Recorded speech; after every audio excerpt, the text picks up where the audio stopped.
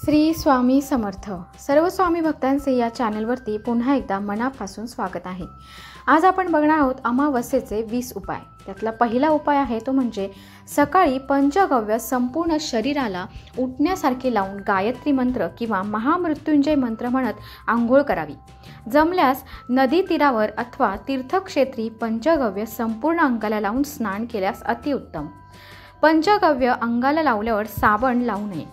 दुसरा उपाय आहे तो म्हणजे घराच्या व आपल्या सुरक्षिततेसाठी उजव्या हातात पिवळी मोहरी घेऊन 11 वेळा कालभैरवाष्टक व 11 वेळा वेदोक्त वल्गा सुक्त म्हणून घरात सर्वत्र टाकल्याने घराचे वाईट शक्ती, करणी, भानामती व इतर सर्व बाधेपासून संरक्षण होते. नंबर 3. अमावस्येच्या दिवशी घराच्या आजूबाजूच्या सर्व देवी देवतांचा हार, नारळ, खडीसाखर ठेवून मान सन्मान करावा. नंबर 4. अमावस्येच्या दिवशी घरातील आजारी व्यक्ती व कुटुंबातील सर्व व्यक्तींचा घराचा व दुकानाचा नारळ घेऊन त्यावर कोरड्या शेंदुराने त्रिशूळ काढून नारळ उतारा करावा. नंबर 5. आपल्या घरातील, ऑफिसमधील, दुकानातील जाळे वगैरे काढून व्यवस्थित साफसफाई करून व पाण्याच्या बाटलीत थोडे जाडे मीठ, हळद, लिंबू, गोमूत्र व पंचगव्य टाकून घर स्वच्छ पुसून घ्यावे. नंबर 6. हळद व गोमूत्र एकत्र करून घराचा उंबरठा पुसावा. नंबर 7. आपले वाहन स्वच्छ धुवून त्यावरून नारळ उतारा हा 7 वेळा श्री स्वामी समर्थ मंत्र म्हणून करावा. उतारा करताना वाहन हे जागेवर चालू ठेवावे व नारळ जमिनीवर फोडून हातपाय धुवून श्री स्वामी समर्थ महाराजांना मुजरा करावा. तसेच पांढऱ्या मोहऱ्यावर वल्गा सुक्त 11 वेळा करून त्या पिवळ्या कपड्याच्या पिशवीत ठेवून पिवळ्या धाग्याने शिवून गाडीच्या इंजिनच्या आत तारेने अडकून ठेवावे व वाहनास केसारी बांधावी.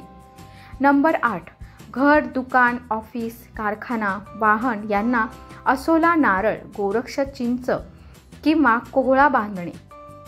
अमावस्येला असोला, नारळ, कोहळे किंवा गोरक्ष, चिंच आणून त्यावर श्री स्वामी समर्थ 1 माळ, श्री दत्त महाराजांचा बीजमंत्र 1 माळ, शाबरी मंत्र 1 माळ, नवनाथ मंत्र 11 वेळा, कालभैरवाष्टक 11 वेळा, वल्गा सुक्त 11 वेळा असे करावे.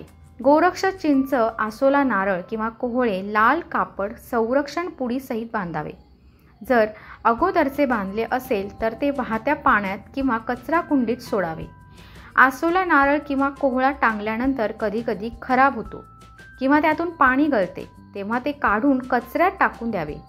त्या पुढील शनिवारी पुन्हा नवीन कोहळा, आसोला, नारळ आणून लावावे व नेहमी सूर्यास्त झाल्यानंतरच हा उपाय करावा.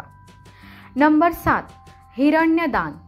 अमावस्येच्या दिवशी 12 ते 12:30 वाजता या दरम्यान जानवे जोड, 1.25 पावशेर पेढे, 11 रुपये दक्षिणा या 3 वस्तू ब्राह्मणास दान देणे. प्रसादास म्हणून पेढा परत केल्यास तो खाऊ नये. नंबर 8.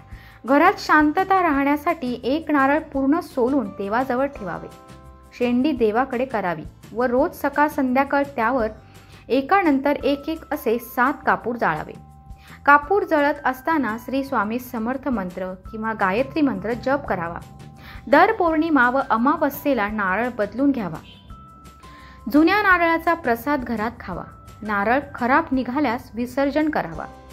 नंबर 9. सूर्याला अर्घ्य. अमावस्या असो व इतर कोणताही दिवस सूर्याला अर्घ्य दिल्याने दारिद्र्य दूर होतं आणि धनाचं आगमन वाढतं. नंबर 10. तुपाचा दिवा. मौनी अमावस्येला संध्याकाळी तुळशीजवळ तुपाचा दिवा लावावा आणि तुळशीला 108 प्रदक्षिणा घालाव्या. याने जीवनात सात्विकता येते आणि सर्व प्रकारच्या संकट आपोआप दूर होतात. नंबर 11. गाईला दही भात. जन्मकुंडलीत चंद्रमा कमजोर असल्यास अमावस्येला गाईला दही भात खाऊ घालावा. याने मानसिक शांती प्राप्त होते आणि चंद्र संबंधी दोष नाहीसे होतात. नंबर 12. चांदीचे नाग नागिन. मौनी अमावस्येला चांदीचे नाग नागिनीची पूजा करावी आणि पांढऱ्या फुलांसह यांना वाहत्या पाण्यात प्रवाहित करावे. याने सर्प दोषांपासून मुक्ती मिळते. नंबर 13. दक्षिणमुखी शंख.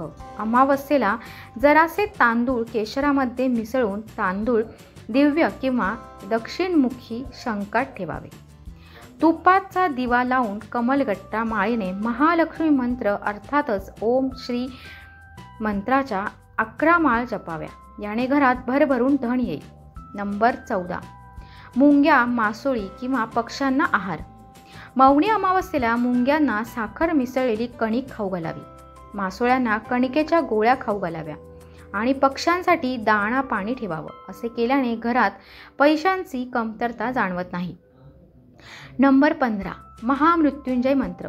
मौनी अमावस्येला 1008 महामृत्युंजय मंत्राचा जप करत महादेवाचे पंचामृताने अभिषेक करावे. याने सुख सौभाग्यात वृद्धी होते आणि आर्थिक संकट दूर होतात. अविवाहित लोकांच्या विवाहाचा मार्ग मोकळा होतो, म्हणजेच विवाहाचे योग प्रबळ होतात. नंबर 16, अपंग आणि अशक्त लोकांना भोजन. या अमावस्येला राहू, केतू आणि शनी शांतीचे उपाय देखील केले जातात. यासाठी शनी मंदिराच्या बाहेर बसलेल्या भिकारी, अपंग, अशक्त आणि गरिबांना वस्त्र, भोजन भेट करावे. याने दूषित ग्रहांची शांती होते. नंबर 17, तर्पण, पिंडदान. आपल्या कुंडलीत कालसर्प दोष किंवा पितृदोष असल्यास एखाद्या पवित्र नदीकाठी योग्य पंडितांकडून पित्रांनिमित्त तर्पण, पिंडदान करवावं. दोष शांत होतात. नंबर 18, दिव्यात केशर. मौनी अमावस्येला संध्याकाळी घरातील ईशान्य कोपऱ्यात गायीच्या तुपाचा दिवा लावावा. दिव्यात कापसाच्या वात लावण्याऐवजी लाल रंगाचा दोरा वापरावा. शक्य असल्यास दिव्यात जरासं केशर मिसळावं. याने देवी लक्ष्मी प्रसन्न होते आणि घरात धनागमन वाढतं. नंबर 19, अमावस्येच्या दिवशी पितरांना तीळ दान केल्याने त्यांना मोक्ष प्राप्त होतो. तसेच पितरांचा आशीर्वाद आपल्याला मिळतो. या दिवशी पितरांच्या आत्म्याच्या शांतीसाठी तर्पण आणि पिंडदानाचे विशेष महत्त्व आहे. नंबर 20, शास्त्रानुसार या दिवशी पूर्वज पृथ्वी तलावर येतात. यावेळी तीळ आणि दर्भाचे पाणी अर्पण करून त्यांना तृप्त करू शकतो. पाण्यात काळे तीळ घालून पितरांना अर्पण केल्याने ते प्रसन्न होतात. तसेच आपल्या कुटुंबावर त्यांचा आशीर्वाद राहतो. असे केल्याने घरात सुख शांती राहते. तर हे होते 20 उपाय. त्यापैकी एखादा उपाय तरी या अमावस्येला नक्की करा. व्हिडिओ कसा वाटला नक्की कळवा आणि सर्व स्वामी भक्तांनी कमेंटमध्ये श्री स्वामी समर्थ लिहायला विसरू नका. श्री स्वामी समर्थ.